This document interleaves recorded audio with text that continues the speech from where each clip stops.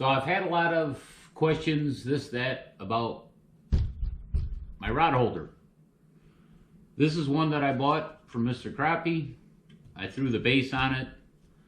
I'll go over these, and I've made a couple for some friends because this unit here was like 50 bucks just for the upper piece. A little bit more than I wanted to spend at the time, but I kind of jumped on it and wish I would have waited and just made my own. Anyways, I'll go through some measurements, this, that. I'll fill you guys in on these. So those of you that have a bass boat, any type of boat like that that you don't want to drill holes in and put rod holders on, I got a solution for you. Hopefully it helps. Perch fishing wise. I'm sure you could use it crappie, any style of fishing. So these are it. This is my original one. As you can see, it says Mr. Crappie. I bought the whole unit from here up, which came with 4 of these. Of course, in Indiana, you're only allowed 3. I usually just go with 2. And if I need a third, I'll put a third one on, but usually 2 is good.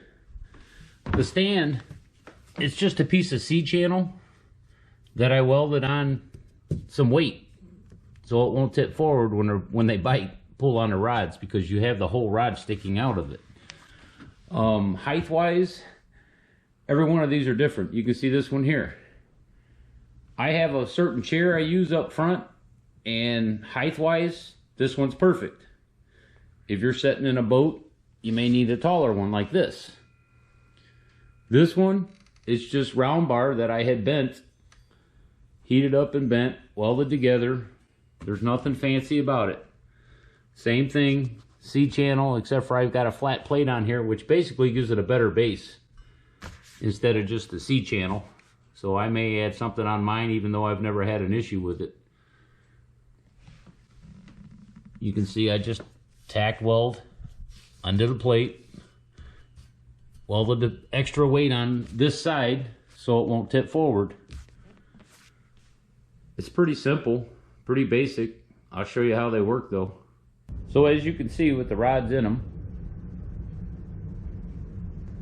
there's probably 4 foot at the tips separation. The nice thing is you tighten that line up just a touch, you can see the bend in the rods.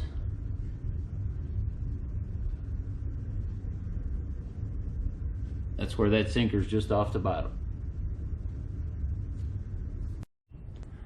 I'm going to pull down on the tip here. I'm just going to show you how much these things can take. I mean, that rod's almost to the floor right now before she starts tipping. And I believe she's only tipping because I don't have that flat plate in there. If I did that, I wouldn't have such tipping. So anything you put out front,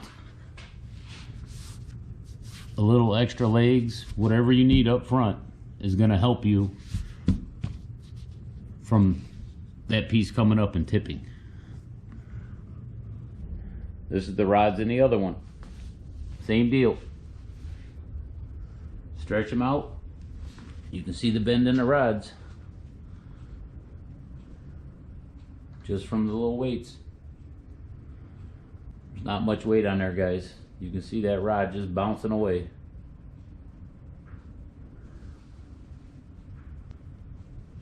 The stand that I use to the rods is 25 inches. The one I made for my buddy, you're looking at 29 inches. The difference is the chair that you're sitting in. Make them to where you're comfortable sitting in that chair with this rod holder next to you. As you can see, I made me a little minnow bucket, so I'm not constantly dipping in the bucket. I could just throw a dozen in here and go to town. Just so you can see, mine weighs 16 pounds. They're not the lightest thing in the world, but the size of the one that I purchased, the rod opening for the holder is 1.5 inches. Same thing in the back here.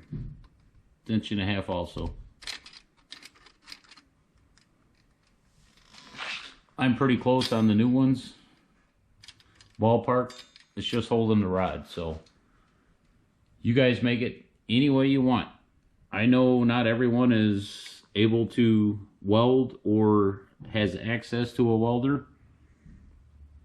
These are very durable. They're going to last a long time with just simply a coat of paint on them. Spray paint. But they will tear your boats up, guys.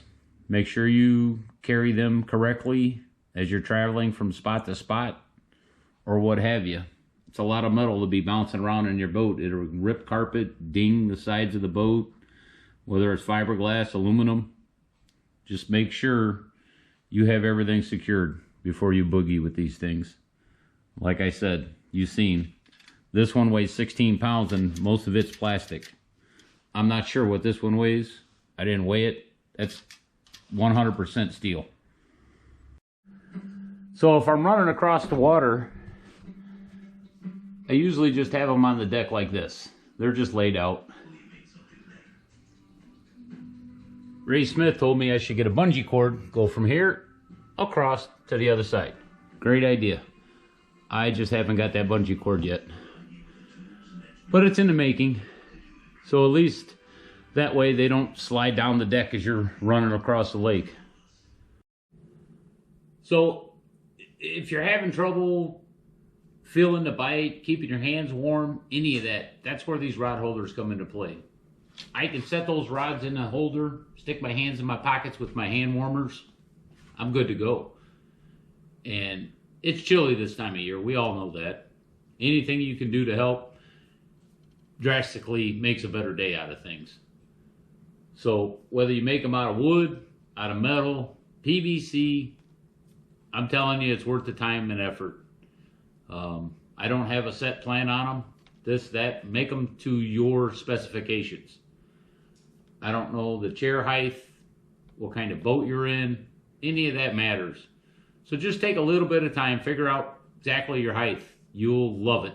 So I took a friend, Mark Underhill, out, him and his boy, and they went home and they made some rod holders out of wood. I'm going to put some pictures up there just to give you an idea of what he did. He says they work great. Anything helps.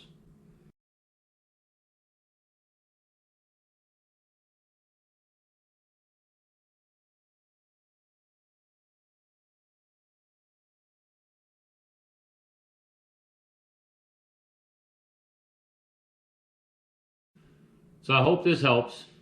Appreciate you guys watching. Hit that subscribe button if you like this kind of stuff. We'll see you out there.